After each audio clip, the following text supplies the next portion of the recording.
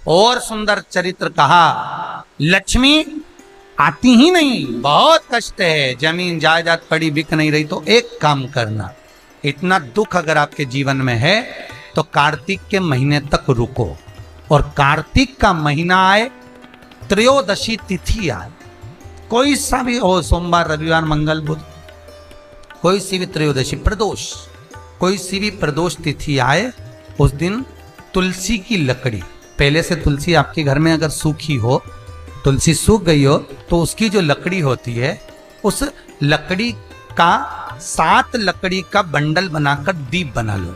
लकड़ी का दीप मतलब लकड़ी पतली पतली डालियों को लेकर कच्चे सूत से उसको बांधो, और बांधकर घी में डुबक दो। कार्तिक के महीने में शुक्ल पक्ष की त्रयोदशी तिथि जब आए, प्रदोष का जब व्रत आए, उस दिन भगवान के मंदिर में, शिव मंदिर में नहीं, भगवान किसी भी देवता के मंदिर में, विष्णु के मंदिर में, नारायण के मंदिर में, कृष्ण मंदिर में, राम मंदिर में, किसी भी मंदिर में, मंदिर ना हो तो अपने घर के मंदिर में शाम के समय पर उस तुलसी की लकड़ी का दीप, दिया भरकर उसमें घी डालकर जो दीप प्रकट कर देता है, जला देता है, दीप को प्रज्वलित कर देता है, उसके घर में कभी संपदा की कमी नहीं होती महाराज। विष्णु पुराण में स्पष्ट लिखा। इसलिए शायद कहा जाता है कि भगवान को सर्वश्रेष्ठ कौन सा चंदन अच्छा लगता है। आपको पहले भी कथा में कहा, आगरा की कथा अगर किसी ने सुनी होगी तो उसमें वर्णन किया, भगवान को सर्वश्रेष्ठ चंदन कौन सा, भगवान को सर्वश्रेष्ठ चंदन कौन सा प्रिय है, वो कौन सा चंदन है जो भगवान विष्णु को लगाएं, राम को लगाएं, कृष्ण को लगाएं, वो कौन सा चंदन है जो श्री हरि को लगाया जाए। तो जीते जी भगवान विष्णु एक बार गले लगाते हैं, उसको कहते हैं हरि चंदन। कौन सा चंदन है? हरि चंदन। हरि चंदन बाजार में नहीं मिलेगा, हरि चंदन आपको बनाना पड़ेगा। कैसे बनाना है? तुलसी जब सूख जाए, उसकी जड़ को निकाल लिया जाए, वो जड़ को पानी में धो लिया जाए, धोने के बाद उसको सिलवट्टे पर, पत्थर पर घिसा जाए, और घिसकर उसमें थोड़ा सा कुंकू रोली डालकर तैयार कर कर जो भगवान विष्णु के मस्तक पर, कृष्ण राम के मस्तक पर लगा देते हैं, और उसकी एक बिंदी अपने हृदय पे लगा लेते हैं। जीते जी भगवान एक बार उसको गले लगाते ही हैं। हरि चंदन प्रियता। जैसे शिव महापुराण में रुद्र चंदन का भाव है, शिव महापुराण में रुद्र चंदन का प्रमाण दिया जाता है। अगर आपने लिंग पुराण पढ़ी हो तो उसका 5वां स्कंद अवश्य पढ़िएगा महाराज, और शिव महापुराण अगर पढ़ रहे हो तो उसका कुमार खंड पढ़िएगा, जिसमें रुद्र चंदन का प्रमाण है। रुद्र चंदन कैसा? रुद्र चंदन का प्रमाण कैसा? तो महाराज कहा, चंदन घिसकर, पीला चंदन घिसकर उस चंदन को 3 मुखी रुद्राक्ष पर लपेट लिया जाता है। 3 मुखी रुद्राक्ष पर उस चंदन को लपेटा जाता है। लपेटोगे, उसके बाद उसको ऐसा गोल करोगे तो एकदम चिकना हो जाए, एकदम चिकना, ठीक है, एकदम चिकना हो।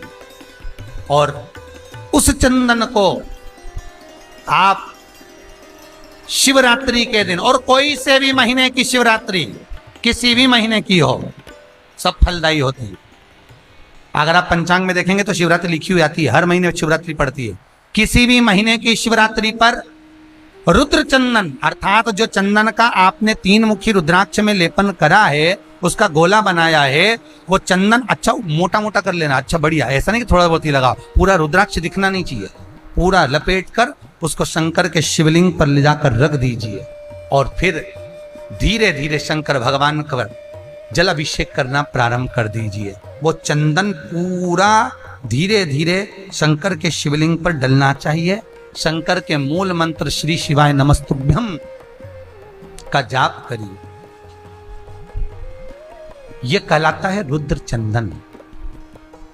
इस चंदन के अभिषेक से महाराज जो काम नहीं होता, आप कर कर उस कार्य को प्राप्त कर सकते, सिद्ध कर सकते। रुद्र चंदन, हरि चंदन, रुद्र चंदन ये वो चंदन है जो जीवन का सुख प्रदान करने वाले, हर तत्व देना। रुद्र चंदन कितना सुंदर कहा है। पीपल की परिक्रमा करो, चाहे आंवले की परिक्रमा करो।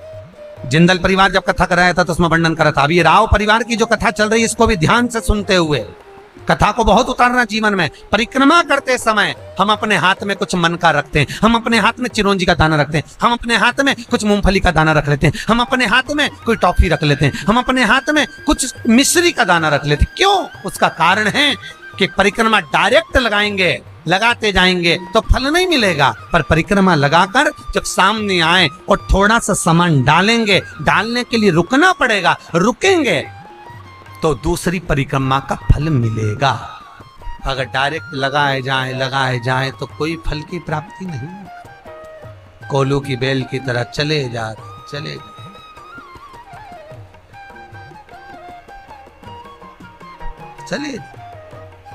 मेरा एक निवेदन हमेशा रहा है, आज फिर करूंगा निवेदन कि किसी तीर्थ में जब जाएं, काशी में पहुंच रहे हैं, विश्वनाथ की नगरी में जाना है, काशी जा रहे हैं, उज्जैनी जा रहे हैं, महाकाल का दर्शन करना है, ओमकारेश्वर जा रहे हैं, ओमकार का दर्शन करना है, महाराज सेलम जा रहे हैं, मल्लिकार्जुन का दर्शन करना है, केदारनाथ जा रहे हैं, केदारेश्वर का दर्शन करना है। मेरा उनसे निवेदन है, जो गोवर्धन नाथ जी की परिक्रमा करने भी जाते हैं उनसे भी कहूंगा, जो काशी जाते हैं उनसे भी कहूंगा, नाथ दरबार जाते हैं उनसे भी कहूंगा कि रात को ट्रेन में बैठे, सुबेरे उतरे, दर्शन कला, गोवर्धन नाथ जी की परिक्रमा करी और तुरंत ट्रेन में बैठे और भग कर अपने घर आ गए। ऐसे दर्शन से कोई फल नहीं है। कुछ देर जाकर भगवान के पास बैठकर उनसे बात तो करो, विश्वनाथ आपने बुलाया, बहुत दिनों के बाद बुलाया, बाबा बहुत याद आती है आपकी, आप कृपा करा करो, इतना धन इतना वैभव देना मेरे विश्वनाथ कि मैं दर्शन करने आ जाऊं। हे गोवर्धन नाथ, कई लोग गिरिराज जी की परिक्रमा करने जाते हैं, गोवर्धन नाथ जी की परिक्रमा करने जाते हैं, बिल्कुल खड़ी परिक्रमा, मैं कुछ खाऊंगा नहीं, मैं कहीं बैठूंगा नहीं, चले जा रहे, हांपड़ी भरा रही, पर शरीर थक रहा, पसीना बह रहा, चले जा रहे। भगवान खुद बच्चे का रूप रखकर उसके पास में आ रहे, पानी पी लो, भंडारा खोल रखा है, टेबल पे पूरी सब्जी बट रही, कुछ खा लो, बुला कर कह रहे हाथ जोड़ जोड़ के खा लो। क्यों? क्योंकि भगवान कह रहे इसे कोलू की बेल की तरह परिक्रमा मत लगा, मेरे पास आया है, कुछ देर बैठ तो सही। तुम्हारे यहाँ कोई मेहमान आया, बहुत दूर से आया और दरवाजे पर आया और 5 मिनट मिला और जी कैसी हो, बढ़िया, आनंद में, बच जा रहा हूँ, और वो तो बुझ जाए तो बुरा तो लगेगा। आया का मुंडा दिखाने आया था क्या?